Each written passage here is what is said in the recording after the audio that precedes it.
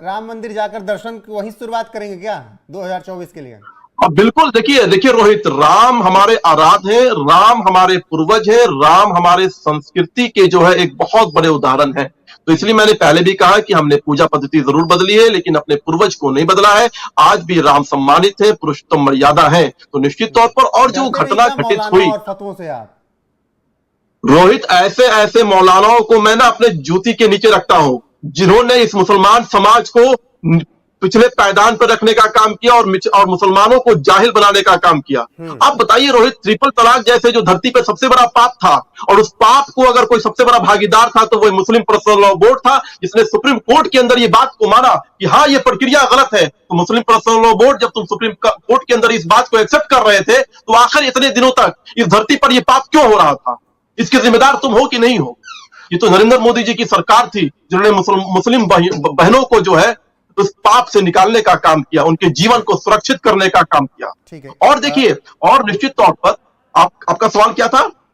मैं ये कह रहा था कि मौलानाओं और फतवों से आप डरते नहीं क्या? राम मंदिर जाएंगे, तस्वीर भी डालेंगे? नहीं, देखिए रोहित जी, हम भारतीय लोग हैं जो सच के रास्ते पे चलने वाले हैं। हम गांधी के देश के रहने वाले हैं, और बुद्ध के देश के रहने वाले लोग कभी डरते नहीं है उन लोगों से जिन्होंने टू नेशन थ्योरी कर देश का बंटवारा किया इस्लाम के नाम पर, मजहब के नाम पर, और कुछ छोटे पॉकेट को पाकिस्तान में छोड़ दिया, हिंदुस्तान में छोड़ दिया। उनसे हम डरेंगे? उस पॉकेट को खत्म करने का बीड़ा उठाया है रोहित जी, और इस देश के अंदर उस छोटे छोटे पाकिस्तानी पॉकेट को खत्म करके ही रहेंगे हम लोग। बिल्कुल। पंकज जी, आप मोदी की गारंटी पर कुछ कह रहे थे, इंटरेस्टिंग जवाब आपके। नहीं, मैं बिहार की राजनीति पे कुछ कह रहा था। देखिए, मेरे पास कुछ सूचनाएं हैं, समझा दीजिए जी। दिलचस्प है भी और दिलचस्प मोड़ पे भी है।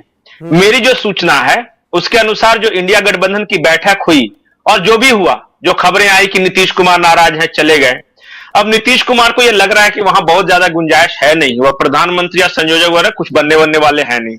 उन्होंने अपने पार्टी की राष्ट्रीय कार्यकारिणी की एक बैठक बुलाई पटना में जाते ही, और उसके बाद जो हमारे पास सूचना है उसके अनुसार ललन सिंह के राष्ट्रीय जनता दल के ज्यादा करीब होने की वजह से उनकी कुर्सी पे खतरा है। ये जो रिपोर्ट आ रही है वहां से, इंटरनल रिपोर्ट आ रही है कि हो सकता है कि ललन सिंह का पत्ता कट जाए, एक चीज।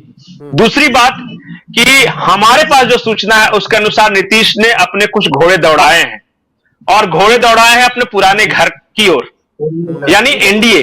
उनको लग रहा है कि जी, इसलिए लग रहा है उनको कि वहां कुछ मिले या न मिले इससे बेहतर स्थिति में थे। ये नीतीश कुमार को लग रहा है, ये बिल्कुल पक्की सूचना है। देखिएगा आने वाले